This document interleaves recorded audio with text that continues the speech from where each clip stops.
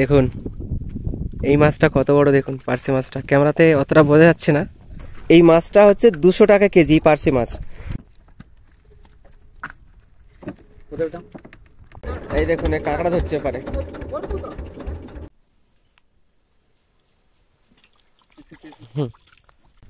বাবা এই যে দাঁত বার করে আছে, সব মাছ করতে। ওটা ছোট, এটা বড় আছে। মোট এতগুলো মাছ পড়েছে, আর সব পার্সে মাছ। দেখুন এখন বড় বড় পার্সে মাছ সব। দেখুন কতগুলো কাঁকড়া, দেখুন কি বড় বড় কাঁকড়া। দেখুন।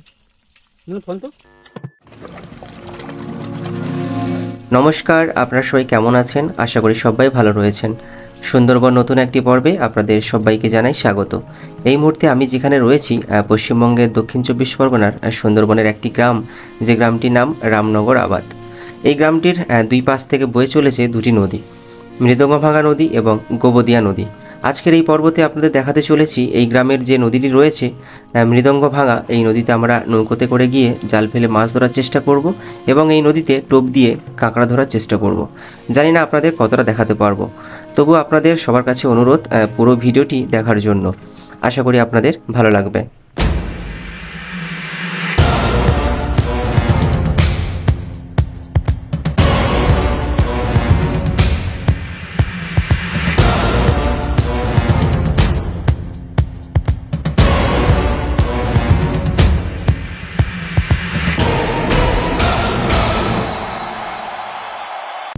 তো এখন হচ্ছে জোয়ার আসছে, আর আমরা হচ্ছে এই যে নদী রয়েছে, এই নদীর যে জোয়ার যে আসছে এই যে খাড়ির ভিতরে, তো এগুলো মানে জল পরিপূর্ণ হতে অনেক সময় লাগবে, সেই দুপুর 12টা 1টা বেজে যাবে। যার কারণে এখানে কাঁকড়া পড়ার সম্ভাবনা একদম নেই। তার জন্য আমরা কি করব, এই খাড়ি ধরে ধরে আরও একটু গভীরের দিকে যাওয়ার চেষ্টা করব, যেখানে জলের পরিমাণটা অনেকটা বেশি থাকবে। সেখানে গিয়ে আমরা এই কাঁকড়া ধরার যে টোপগুলো সেগুলো ফেলবো। ভিডিওর সঙ্গে জুড়ে থাকুন, আশা করি আপনাদের ভালো লাগবে। আমরা তো এইসব ধরতে পারি না, তো আজকে ধরবে কাঁকড়া হচ্ছে আমাদের নয়ন ভাই। ওই নয়ন ভাই হচ্ছে কাঁকড়া ধরবে, আর ওকে সাহস যোগাবো আমরা, কেন ও অনেকটা ছোট। তো যত গভীরের দিকে যাওয়া হবে তত জল তো বাড়বে, তখন ডুবে যাওয়ার সম্ভাবনা একটা বেশি থাকে। তো আজকের হচ্ছে ওর পিছনে আমরা থাকবো, আর এই যে বাপন ভাইও থাকবে। তো আজকের ব্লগ কিন্তু একটু আলাদা হবে, যুক্ত থাকুন ভিডিওর সঙ্গে, সব কিছু দেখতে পাবেন। এই হচ্ছে আমাদের নয়ন ভাই, এই হচ্ছে আমাদের কাঁকড়া ধরার আজকের মাস্টার। তো নয়ন ভাই কাঁকড়া পড়বে? নয়ন ভাই পড়বে বলছো? না পড়লে না তোমায় আমি আজকে মস্ত ফ্রাই করে খাবো। আর এই হচ্ছে সেই জাল, এই জালেই হচ্ছে মূলত কাঁকড়া তোলা হবে। আর টোপ হিসেবে ব্যবহার করা হয়েছে মাছের মাথা। আমরা মাছ খেতে পাইনি, কাঁকড়ার জন্য মাছ। যাই হোক, এবার আমরা যাব একদম ওই দিকে, গভীরের দিকে। চলুন আপনাদেরও সঙ্গে করে নিয়ে যাই এই ভিডিওর মাধ্যমে। বাবা বিশাল কাদা,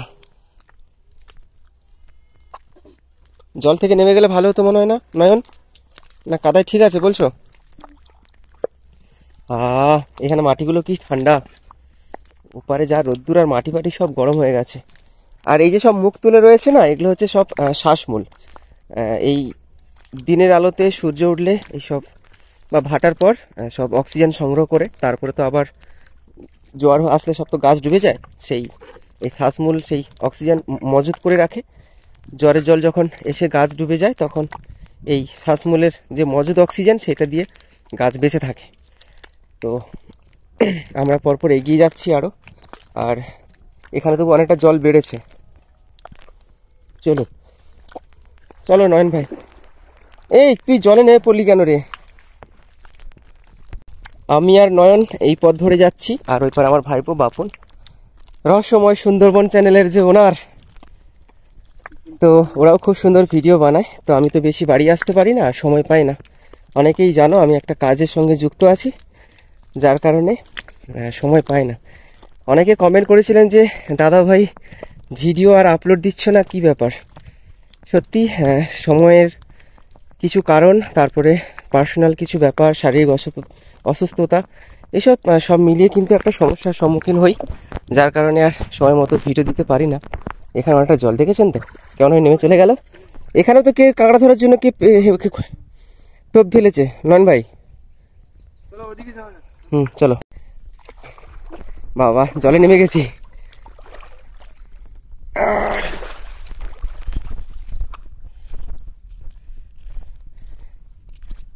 এতক্ষণ গরম লাগছিল, জলে নামার পর যেন প্রাণ ফিরে পেলাম আবার।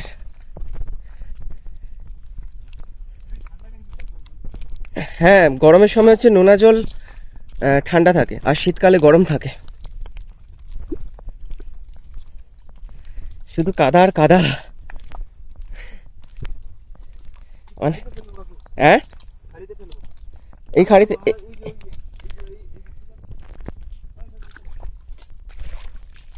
এই তো, এখানে তো কারা ফেলেছে মনে হচ্ছে তো।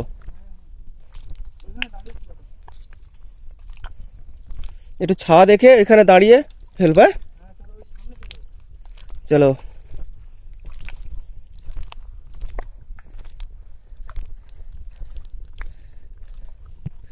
আমি একটু উপর থেকে ঘুরে ঘুরে যাই, এত কাদা মাথা খারাপ হয়ে যাচ্ছে। আপাতত আমরা হচ্ছে নদীর পাড় থেকে অনেকটা গভীরে চলে এসেছি। আর এই দিকটাতে কি হয়, একটু গভীর থাকে, যার কারণে জলের পরিমাণটা একটু বেড়ে যায়। আর মূলত কাঁকড়া বলুন, মাছ বলুন, এই সব জায়গাতে বেশি থাকে। তার জন্য আমরা হচ্ছে এই জায়গাটাকে বেছে নেব। এই সামনের দিকে গিয়ে আমরা এই কাঁকড়া ধরার যে টোপগুলো সেগুলো ফেলবো। এখানে ছাওয়া আছে, এখানে তাহলে থেকে ফেলি। হ্যাঁ,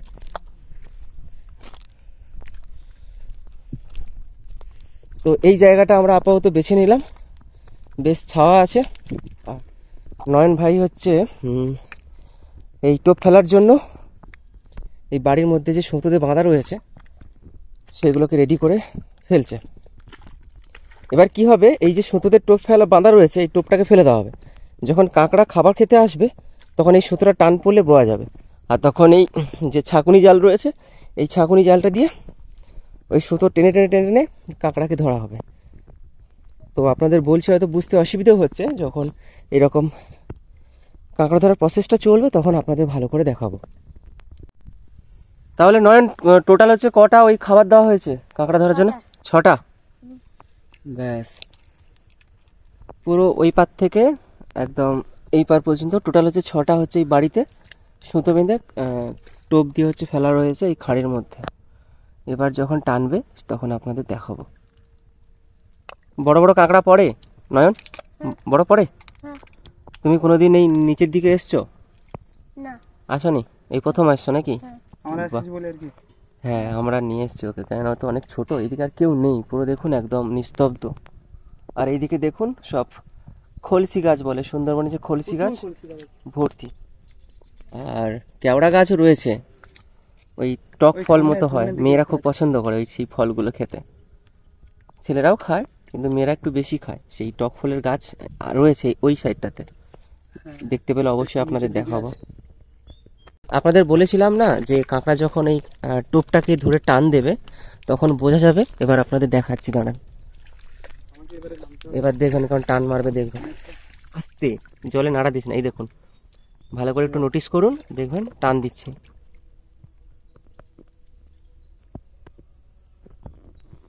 এখানে অনেক জল, মানে অনেকটা জল বেড়ে গেছে, গভীর হয়ে গেছে। তাই হচ্ছে নয়নকে রেখে দিয়ে বাপন নেমে পড়েছে, ভাইপো, কেন ডুবে যাবে না হলে।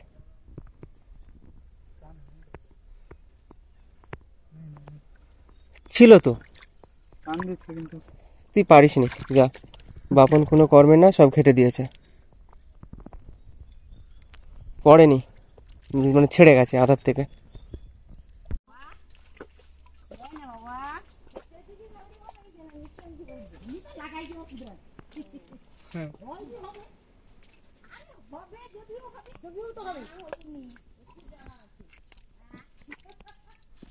এরকম কিন্তু ওনারা প্রতিনিয়ত এরকম কাঁকড়া ধরতে কিন্তু একদম গভীর জঙ্গলের দিকে যান প্রতিনিয়ত। আমরা অনেকটা এসছি, তার থেকে ওনারা একদম আরো গভীরে যাচ্ছে। আমরা যাব না, এতটা আমাদের সাহস নেই। আমাদের বাপন ভিডিও করছে। এখানে দিদা কাঁকড়া ধরেছে, দেখাই।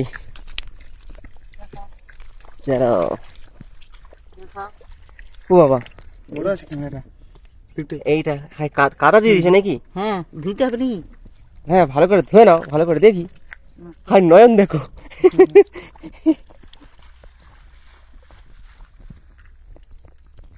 দেখো এই দেখুন কাঁকড়া।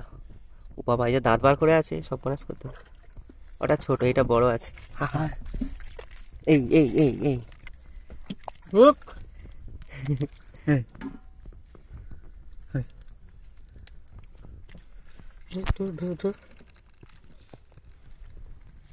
এই একটা যা একটু পড়লো এক্ষুনি, কাঁকড়ার বেশি পড়ছে না।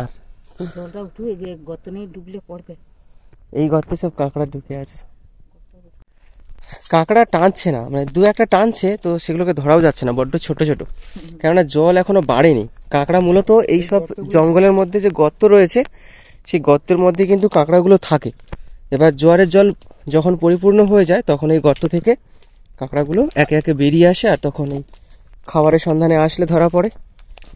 তো এখন পড়ছে না। এই যে যে গর্তগুলো না, এই সব গর্তে হচ্ছে ঢুকে থাকে, আর এগুলো জোয়ার জল যতক্ষণ না মানে পরিপূর্ণ হচ্ছে, তো তারা বেরোবে না। এই জন্য কাঁকড়া আর মানে ঠিক ধরতে পারছি না, বা খাবার খেতে আসছে না। আর একবার দেখুন জঙ্গলটা কত নিস্তব্ধ হয়ে রয়েছে, কারণ আমরা এই কজনই আছি, আর বেশি কেউ নেই। আর নয়ন তো যেন তাদের নিজের পুকুর, ধুমধাম করে জলে নামছে, এবার ওপার ডিঙ্গিয়ে চলে যাচ্ছে। ওটা টানছে নাকি দেখ।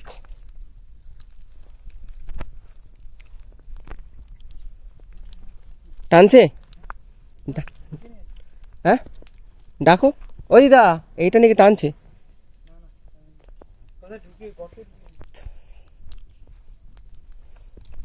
অনেকগুলো এরকম টোপ দেওয়া হয়ে রয়েছে, এরকম সব লাইন বাই লাইন করে।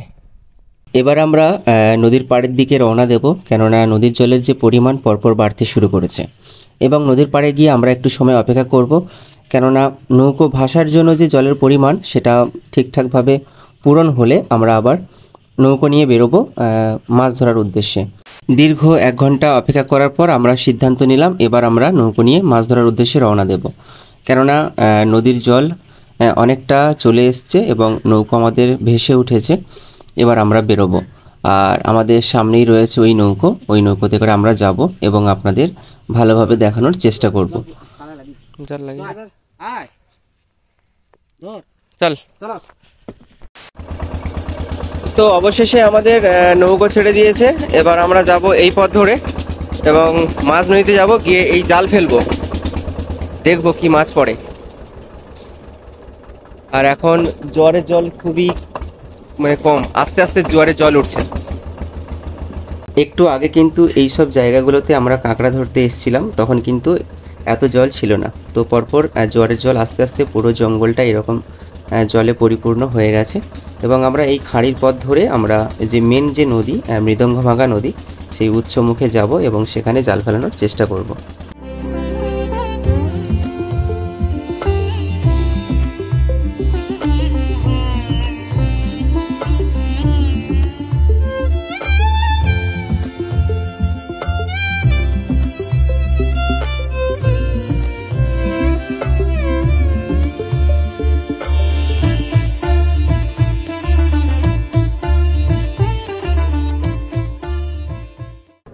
তো অবশেষে আমরা হচ্ছে মৃদঙ্গভাঙা নদীর যে একদম মানে একদম মাঝখানের যে অংশ, সেই অংশের কাছাকাছি চলে এসেছি। এই কি বড় একটা মাছ, এখানে কাট করে একটা করলো, কি বড় একটা মাছ, জলের এটা মারলো কাট করে।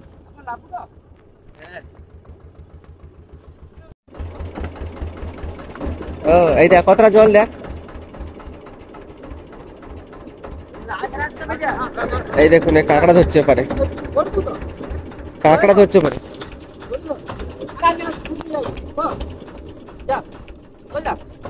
আর আমাদের বাপন ভাই জলে নেমে গেছে, আর জাল ফেলার পর্ব শুরু হয়ে গেছে আমাদের।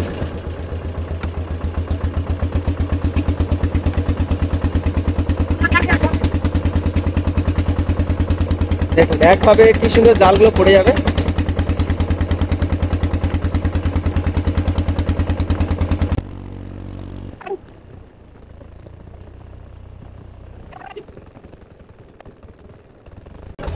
এরকম সারিবদ্ধভাবে জাল ফেলানোর কাজ চলছে। আর বেশি জাল নেই, আমরা অনেকটা চলে এসেছি। ওই সাইড থেকে আমরা চলে এসেছি, ওই সাইড থেকে প্রায় আমরা 5 মিনিট মতো নৌকো চালিয়ে চলে এসেছি জাল শেষের পথে। আর গোল করে ঘিরে দেওয়া হবে। এই জাল আপাতত আমাদের শেষ।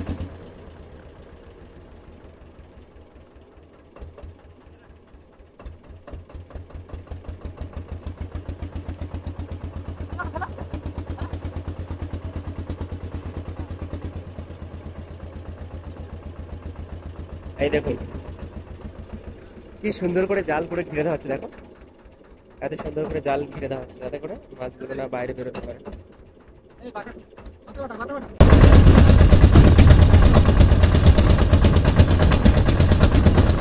এই যে বাঁশের বাড়ি দিয়ে জলে মারা হচ্ছে না, যাতে করে মাছগুলো জালের দিকে ছুটে যায় এবং জালের যে ফাঁসগুলো রয়েছে সেই ফাঁসে আটকে যায়, সেই জন্য। আর প্রচুর পার্শে মাছ, আমেদি মাছ, পার্শে মাছ, তারপরে খয়রা মাছ, বিভিন্ন যে প্রজাতির যে সুন্দরবনের মাছ হয় সেই মাছগুলো এই চরের উপর ঘুরে বেড়ায়।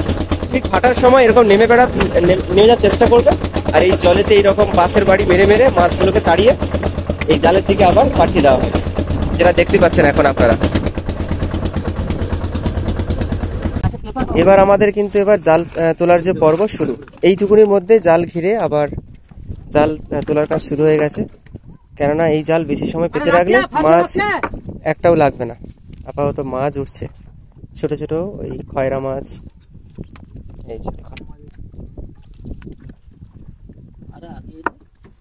যে দেখুন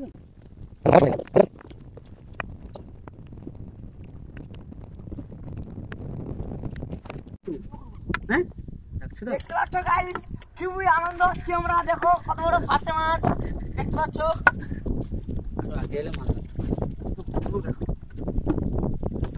এইসব পারছে একদম। বাপন তুই যে বললি নাকি সাদা হয়েছে সেখানে পারছে মাছ। হ্যাঁ, তুই তত ভাব কি ভাঙলা উঠার চলতে আর বলি। কাল 8টার সময় আসবো, 8টার দিকে। দুটা তার খাই ফেলিবি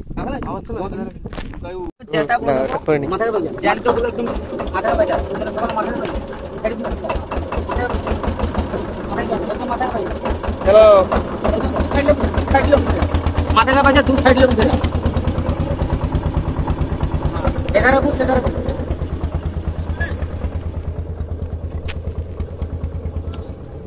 নদীর জল একদম কাঁচের মতো, মানে সমুদ্রের জল যেমন নীল হয়ে থাকে না, এই সময়টা জল একদম নীল হয়ে আছে।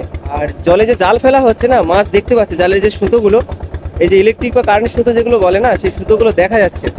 তো ওখানে জাল ফেলা হয়েছিল, যে আহামরি খুব বেশি মাছ পড়েছে তা নয়, 2টো পার্শে মাছ আর বাদ বাকি খয়রা মাছ পড়েছে। এবার হচ্ছে আমরা এই পারে যাচ্ছি, এই পারে গিয়ে আবার জাল ফেলার চেষ্টা করব, দেখি কি মাছ পড়ে। এখনো জোয়ার হচ্ছে আস্তে আস্তে করে। একটু ঘোলা জলের দিকে আমরা নৌকো নিয়ে যাচ্ছি, কেননা ঘোলা জলে মাছ দেখতে পায় না জাল, যার কারণে এই ঘোলা জলের দিকে জাল নিয়ে যাওয়া হচ্ছে। এখন ঘড়ির কাঁটায় বাজে 1:45, আর জোয়ারের কাজ জোয়ার এখনো হচ্ছে। আর এই সাইডটাতে আবার জাল ফেলানোর চেষ্টা করা হবে।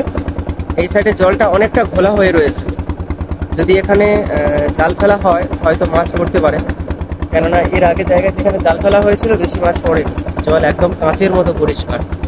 আর নদীর যে পার্শে মাছ বলুন, এইসব মাছ খুব চালাক হয়, মানে চালাক চতুর হয়, সহজে জালে ধরা যায় না। তাই একটু আমাদের যে নাবিক কাকু রয়েছে উনি হচ্ছে ভালো একটা জায়গা দেখছেন সেখানে যাতে জাল ফেলে মাছ ধরা যায়। আর এই সাইডে আমাদের জেটি ঘাট রয়েছে, আমাদের রামনগর আবাদ যে গ্রাম, সেই গ্রামের জেটি ঘাট। আর এই নদী হচ্ছে মৃদঙ্গমাগা নদী। আর ওই পারে যে রয়েছে গ্রাম মহেশপুর, কেদারপুর, এই যে সুন্দরবনের যেসব বদ্বীপ অঞ্চলগুলো রয়েছে সেই সব দ্বীপগুলো ওই সাইডে রয়েছে। আর প্রতিনিয়ত এই পার থেকে প্যাসেঞ্জার পারাপার হয় এই নৌকোর মাধ্যমে। এবার সেকেন্ড রাউন্ড জাল ফেলার জন্য আমাদের বাপনদা একদম রেডি। এবার জাল ফেলার পর্ব শুরু হবে এই সাইড থেকে। আর দেখুন এই হচ্ছে নৌকো, এই নৌকোই করে মানুষজন পারাপার করেন, মানে একদিক থেকে আরেক দিকে। বাপনকে এখানে রেখে দেওয়া হয়েছে জাল যাতে ধরে দাঁড়িয়ে থাকে। আর জাল ফেলানোর পর্ব শুরু হয়ে গেছে অলরেডি। গোল করে একদম এই জঙ্গলটাকে ঘিরে দেওয়া হবে, দিয়ে আবার সেই প্রথমের মতো আবার করা হবে। ওই জালের ভেতরে নৌকো চালিয়ে জল নাড়াচাড়া করিয়ে যাতে মাছগুলো জালের দিকে ছুটে আসে এবং জালে জড়িয়ে যায়, সেই রকম প্রসেসে আবার পুনরায় সেরকম কাজ চলছে। দেখুন আমাদের বাপনদা এখন জাল ফেলছে নদীতে। এবার সেই জালকে তোলার জন্য নৌকো আবার পুনরায় নিয়ে যাওয়া হচ্ছে। সেই জালের শেষ পর্যন্ত যে অংশটা, সেই অংশটা তুলে আবার প্রথম যেমন জাল তোলা হয়েছিল সেই রকম আবার জাল তোলার কাজ শুরু হবে। দেখি এইবারে জালে কি মাছ পড়ে। তো ওনারা যেটা বলছেন যে পার্সে মাছ এই সময়টাতে খুব পড়ে, আর সেই পার্সে মাছ ধরার আশায় কিন্তু আজকে আসা হয়েছে। দেখি কি পাই। দ্বিতীয়বার জাল ফেলার পর ভাগ্য সাথ দেয় কিনা সেটা যাচাই করা যাবে। জালের শেষ যে জায়গাটা এইখানে।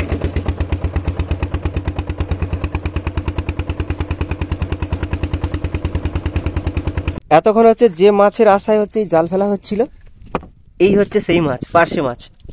আর এটা দেখুন বিলুপ্ত প্রায় যে যে মানে একটা কাঁকড়া যেটা বলা হয়, ডাইনোসরের বয়স যত এই কাঁকড়ার বয়স তত, কিন্তু এই কাঁকড়ার কোনো পরিবর্তন এখনো পর্যন্ত ঘটেনি। সমুদ্রে যে রাজ কাঁকড়া বলে অনেকে, বা কিং কার্প অনেকে বলে থাকে। তো এই কাঁকড়াকে এখন ছেড়ে দেব, যেহেতু এগুলো ধরা দণ্ডনীয় অপরাধ, তাই ছেড়ে দেব। যাও, চলে যাও। আর দেখুন পার্শে মাছগুলো দেখুন, কত বড় বড় পার্শে মাছ। ও, এই পার্শে মাছ ধরার আশায় কিন্তু এই নৌকো নিয়ে এদিক ওদিক ছোটাছুটি করা হলো।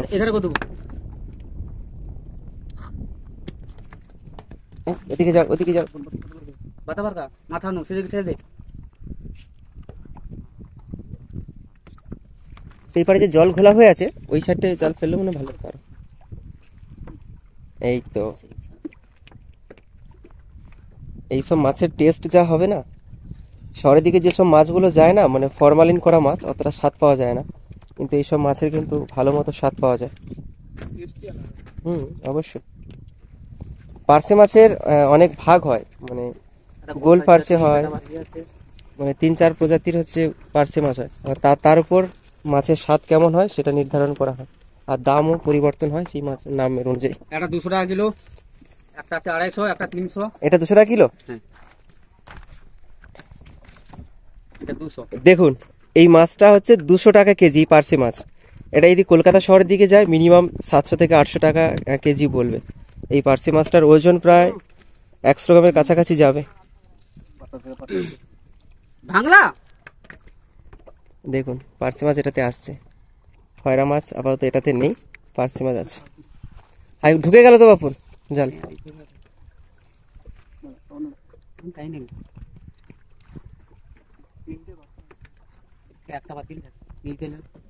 দেখুন কতগুলো পার্শে মাছ, বড় বড়। ছাটা ছাটা ছাটা ছাটা।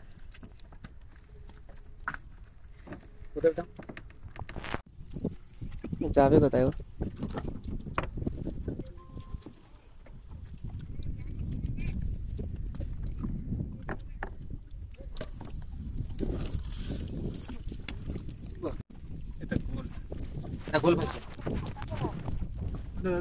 গোলফার্সের মাথা বোয়া যায়। গোলফার্সের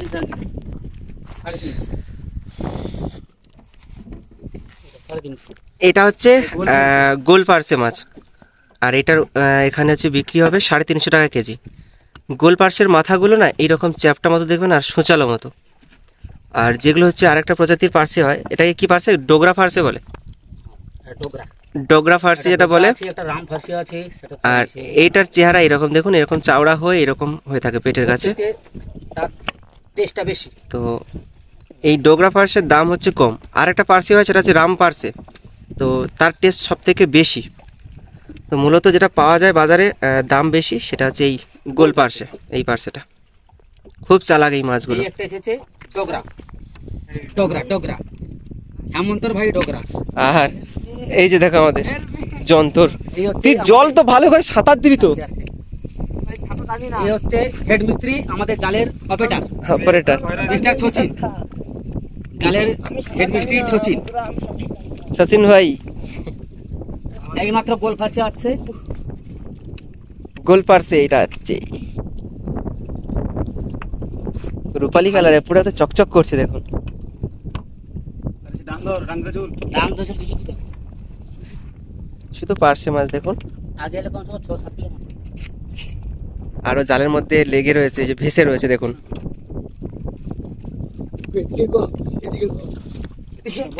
বড় বড় মাছ।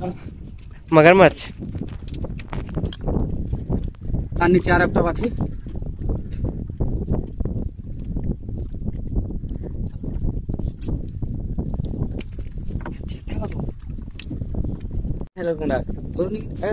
গাছে ধরে আছে আর ডানা ওইটা ধরে দাঁতে লাগতেই তো।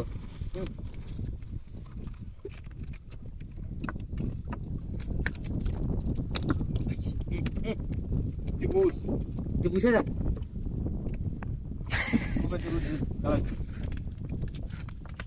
তুই পরীক্ষা নিরীক্ষা কর।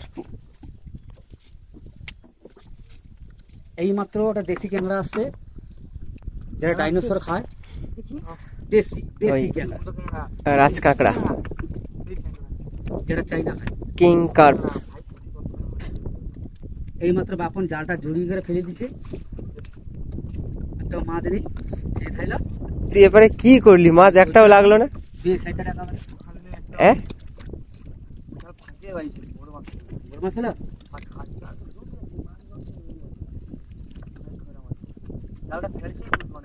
দেখুন কত বড় একটা নৌকো যাচ্ছে।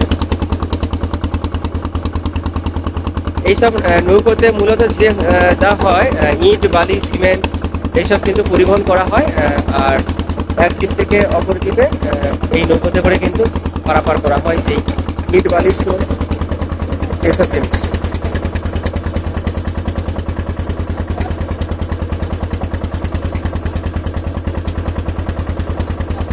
আর দাঁড়ান আপনাদের দেখাই কতগুলো মাছ পড়েছে দেখুন, এতগুলো মাছ পড়েছে। 3 নম্বর আমাদের জাল ফেলার পর্ব শুরু হবে। বাপনদা একদম রেডি। একবার দুবার হচ্ছে জাল ফেলার কাজ কমপ্লিট হয়ে গেছে। আর ওই আমাদের সচিন ভাই হচ্ছে ওকে হচ্ছে প্রথম যে জালের যে লেজ, মানে এই লেজটা হচ্ছে ওর হাতে ধরিয়ে দেওয়া হয়, দিয়ে ওকে হচ্ছে ওই নেমে গেল, ওকে হচ্ছে এই সাইডে রেখে দেওয়া হবে।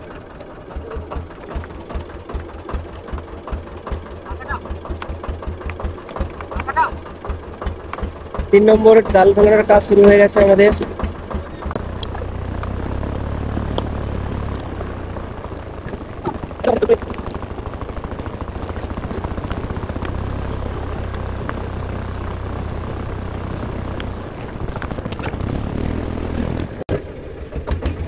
তো আপাতত সব জাল ফেলে দেওয়া হয়েছে। 3 নম্বর যে জাল ফেলার যে পর্বের কাজ আপাতত শেষ। আবার সেই নৌকো নিয়ে আবার এই জালের ভিতরে জলে হচ্ছে বাঁশ মেরে মেরে মাছকে তাড়া করা হবে, যাতে করে মাছগুলো জঙ্গল থেকে বেরিয়ে আবার পুনরায় জালের দিকে ছুটে যায় আর জালের মধ্যে আটকা পড়বে। চলো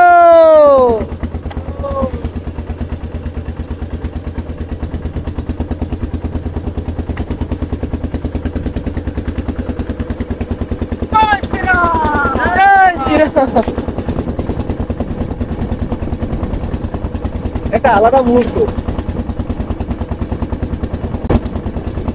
আর সে যন্ত্র দেখো, সে জঙ্গলটা আছে।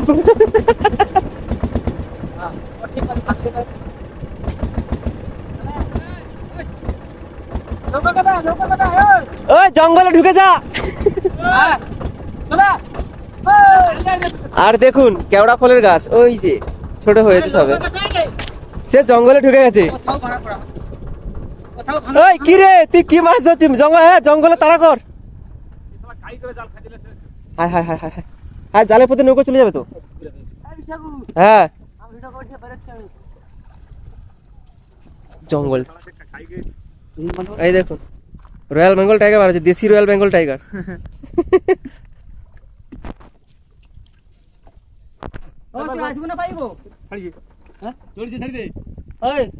এবার আমরা সেই 3 নম্বর জাল তোলার পর্ব শুরু করব।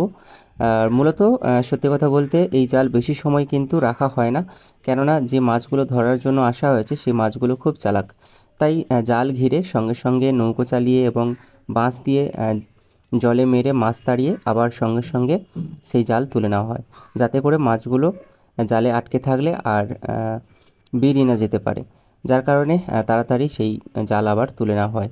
সব মিলিয়ে এই জাল পাতা এবং জাল তোলার সময় এই 15 থেকে 20 মিনিটের মধ্যে কিন্তু সব কিছু করে নেওয়া হয়। বড় ফেলেছিল ওখানে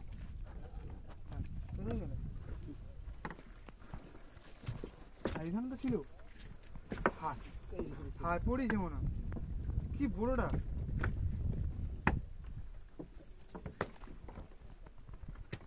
যাবে কোথায়? না পড়ে আছে। কি করছিস? দূর আরো সময় মতো ঠিক করলে। ভুল হচ্ছে না? তুমি এতক্ষণ পরীক্ষা করার পর জানলে 3 বার ফেলানোর পর?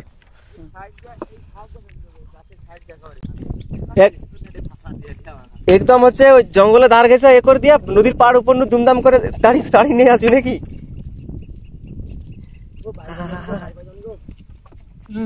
দেখুন এই মাছটা কত বড়, দেখুন পার্সে মাছটা। ক্যামেরাতে অতটা বোঝা যাচ্ছে না, কিন্তু বেশ বড় এই মাছটা। নদীর মাছের একটা গন্ধ আছে আলাদা, বেশ ভালো লাগে। কি দারুণ চকচক করছে, রোদ্দুর পড়ছে মাছের উপর। গাইস মজা আ গয়া মজা। ওই দাদু পড়ে যাবে। তক্তা খোলা আছে, দেখিয়া চলবো। বুঝতে পার? হ্যাঁ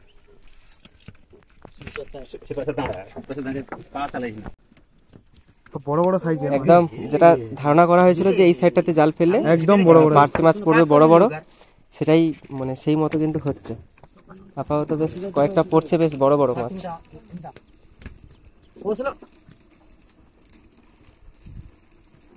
দেখুন একটুখানি জাল তোলা হয়েছে, এত বড় পার্সে মাছ পড়েছে। আরে কাই যাবে যাবে গাঁথি যার ভুলেও যাবে না। ঘনেশ্যামের মাছ। হ্যাঁ কেমন গরম কি বলো? ঘনেশ্যামের 2 কিলো এলো। আছে আছে আচ্ছা আচ্ছা।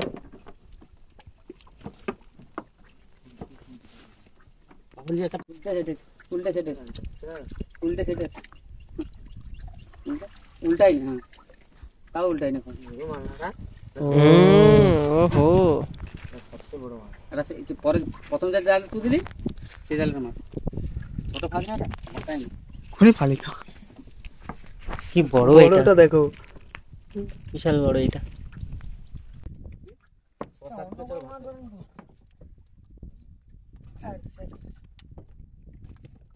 মুখ তো ভারী তো আছে। ভোলা মাছটা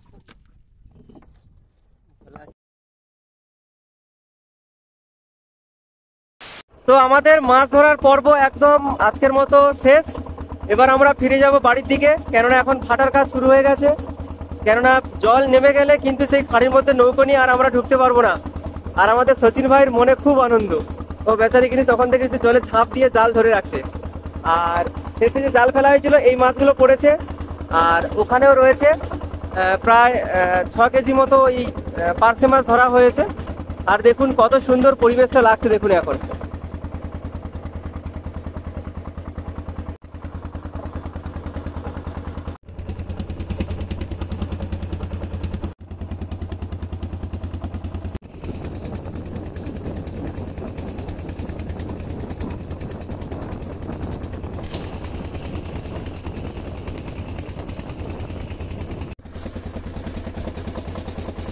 এখন আমরা বাড়ি ফেরার জন্য রওনা দিয়ে দিয়েছি।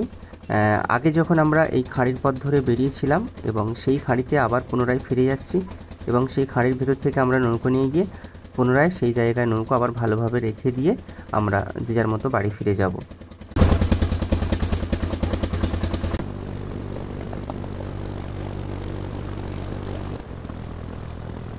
সুন্দর নদী, সুন্দর পরিবেশ এবং আপনাদের সবাইকে ভালোবাসা জানিয়ে আজকের এই পর্বটি শেষ করলাম।